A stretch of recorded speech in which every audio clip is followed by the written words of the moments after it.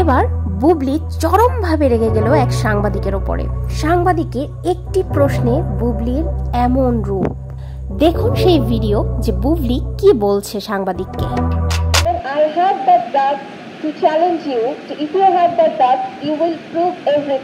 সাংবাদিকটি কি এমন প্রশ্ন করেছিল বুবলিকে যাতে এরকম ভাবে সে রেগে গিয়েছে এবং রেগে গিয়ে সে সবটা প্রমাণ করতে বলছে। কি করেছে বুবলি জানলে আপনিও অবাক হতে বাধ্য। আর্টিস্টকে বা কোনো মুভির টিমকে নিয়ে এই ধরনের এলিগেশন দিবেন, কি ব্যবস্থা নিব, এটা আপনি সবার সামনে এই কথাটা বলুন।